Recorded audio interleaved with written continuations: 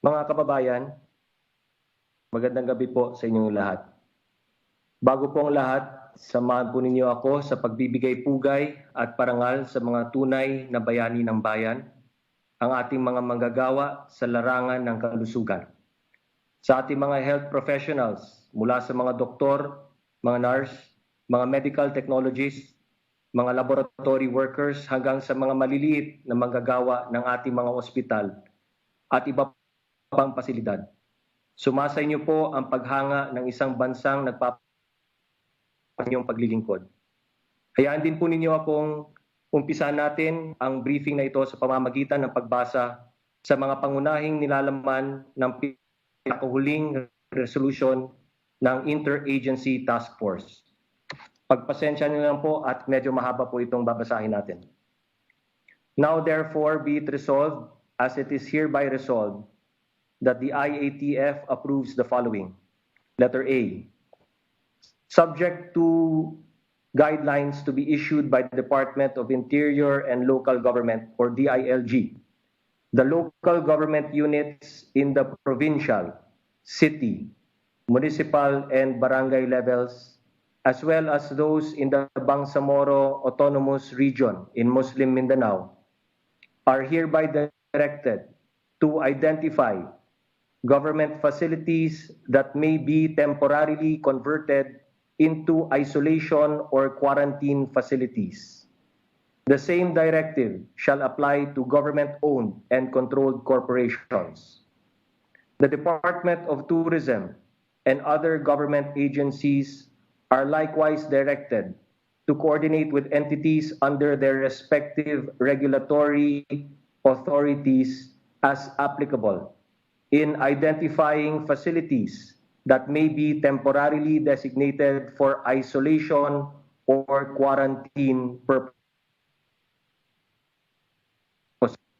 provided that all identified facilities shall be reported to the command of the National Task Force on COVID-19 and the Task Group on Resource Management and Logistics, provided further that the latter shall classify identified facilities into those that can be utilized for the isolation of and those where positive COVID-19 cases with mild symptoms may be managed. Provided finally that the Department of Public Works and Highways is directed to conduct site inspections and commence works on the identified facilities as approved by the NTF. For this purpose, the DPWH shall accredit construction workers who will work on the facilities identified for purposes of quarantine or isolation. Such accredited workers shall be exempted from the strict home quarantine requirement. Letter B, the joint memorandum circular of the DILG, Department of Budget and Management, Department of Labor and Employment, Department of Trade, Department of Social Welfare and Development, Department of Agriculture, Department of Trade and Industry, and the Department of Finance, providing for special guidelines on the provision of social amelioration measures, is hereby approved by the IATF. Government agencies and LGUs are directed to submit their existing beneficiary databases to the DSWD, copy furnishing the Department of Finance. The DSWD is further directed to host the database for the COVID-19 Social Amelioration Program of the government. Letter C, establishments involved in the production, manufacturing, packaging, processing, and distribution of food may operate at a maximum of 50% of their respective workforces, unless the supply level of a basic food product warrants a higher capacity, in which case the DTI is hereby authorized to approve the increase of workforce capacity temporarily, provided that in all cases, all establishments shall be subject to strict social distancing requirements. Law enforcement agencies and LGUs are directed to allow the unimpeded movement of food supply chain workers to and from their places of work, subject to existing identification requirements. Provided further that the food industry is strongly encouraged to provide on-site accommodation for their workers.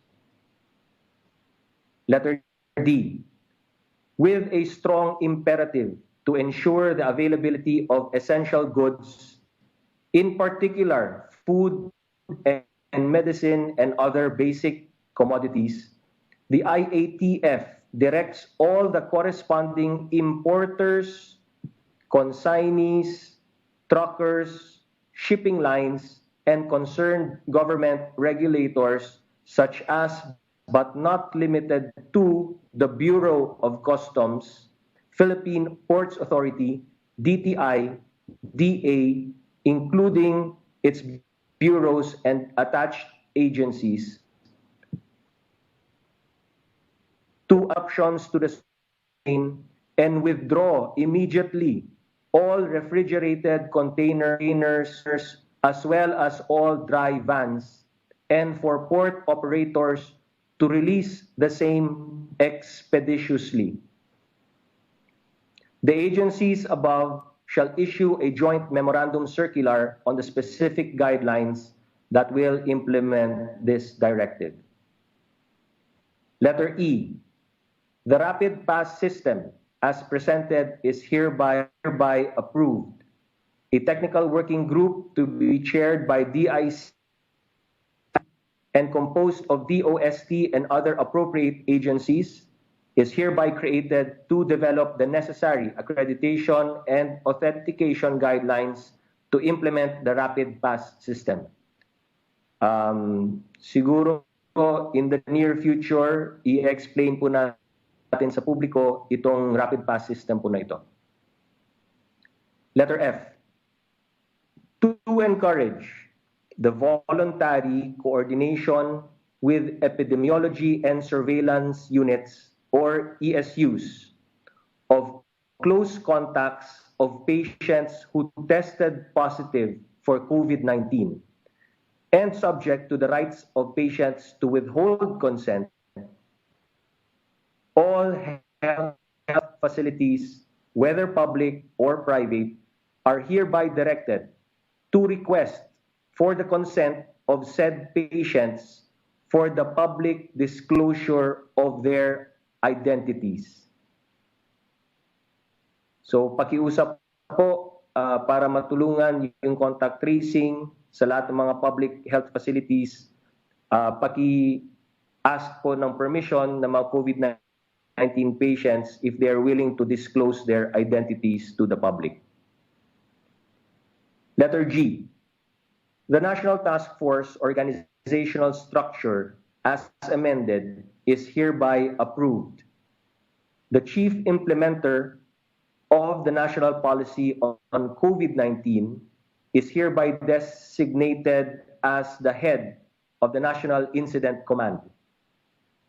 In addition to the members of the NTF task groups as previously approved by the IATF, DICT shall form part of the task group on strategic communication, and the DFA, the Philippine Coast Guard, and the Bureau of Fisheries and Aquatic Resources shall be part of the task group on resource management and logistics. The heads of the following agencies or offices are likewise designated to lead the task groups of the NTF respectively. 1, Department of Health for Task Group on Response Operations. 2, Department of Social Welfare and Development for Task Group on Resource Management and Logistics. And 3, Office of the Cabinet Secretary for Task Group on Strategic Communications.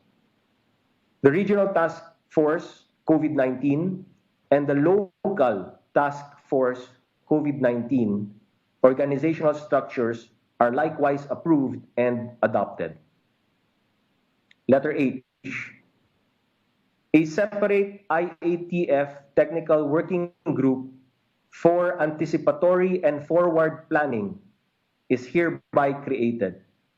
It shall be composed of, among others, the National Economic and Development Authority, or NEDA, as chair, and the DA, DTI, and National Intelligence Coordinating Agency as members. NEDA is directed to propose the inclusion of agencies or offices in this IATF TWG, subject to the application by the IATF. This IATF TWG is also directed to develop detailed recommendations in the rebuilding of consumer and business confidence and the resumption of a new normal state of economic activities, including strategic stockpiling. Letter I. The recommendations of the Department of Agriculture as presented are hereby approved, the specifics of which are the following. Number 1, the DA, including the DOF and the DTI, shall work with Association of Southeast Asian Nations, or ASEAN, trading partners and encourage them to refrain from imposing trade restrictive measures to ensure that existing supply contracts are prioritized. Number 2, if necessary, the importation of an additional 300,000 metric tons of rice through government-to-government arrangements with ASEAN trading partners and or from all sources, including India and Pakistan, at the ASEAN level tariff. Number 3, reiteration of compliance by LGUs to the IATF Resolution number 15 series of 2020 to the following. Allow farming and fishing activities to continue. Allow the free movement of all supplies used for agriculture, including food packaging and manufacturing materials. And reactivate the Local Price Coordination Council and for the LGUs and market masters to strictly implement the price freeze and suggested retail price compliance based on MC number 77. Number 4, DA's Ahon Lahat Pagkaing Sapat or ALPAS kontra sa COVID-19 or plant program, popularly called as 4Ps in agriculture, shall be provided the necessary budgetary allocations amounting to 31 billion pesos in order to implement, expand, and increase food adequacy in the country. Letter J. IATF Resolution number 13 dated March 17, 2020, Section B1 is hereby further amended and be read as follows. Quote, overseas Filipino workers, permanent residents of foreign jurisdictions, and stranded foreign nationals leaving for abroad through any of the ports in Luzon shall be allowed to leave the Philippines without any impediment, provided that this provision shall not be interpreted to allow outbound travel to jurisdictions where travel restrictions are in place, provided further that departing passengers may only be accompanied by not more than one person when traveling to any international port, provided finally that the Overseas Workers Welfare Administration is hereby directed to provide transportation services to OFWs intending to leave for abroad. And here is the amendment or the new paragraph to read as follows. For this purpose, the IATF hereby ratifies the necessary measures implemented by the Department of Tourism for the efficient departure of the remaining foreign nationals in the country, including the procurement of and payment for sweeper flights, but authorizes the same only until 27 March 2020. Letter K. With respect to the transportation of OFWs to and from Ninoy Aquino International Airport in accordance with IATF Resolutions number 13 and 15 series of 2020, the OWA is hereby authorized to seek the assistance of the Department of Transportation, the Philippine National Police, the National Disaster Risk to facilitate the travel of the OFWs to their respective destinations. And finally, the DBM shall hereby form part of the expanded membership of the IATF. Approved during this 17th Interagency Task Force meeting this 27th day of March 2020. Mga kababayan, ang gyerang ito ay ating susuungin sa lahat ng direksyon at aspeto.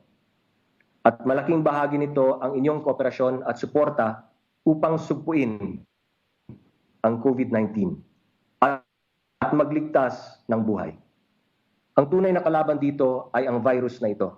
At mas malaki ang ating tsansa na talunin kung sama-sama tayo at tinataguyod natin ang isa't isa. This is a time that calls for kindness, for generosity, and for unity. Ulit na magtatagumpay. Together we can beat COVID-19. Together we heal as one. Kaya't ulitin ko po ang ating pakiusap sa lahat ng ating mga kababayan. Bahay muna, buhay muna. Maraming salamat po. And may God bless you all.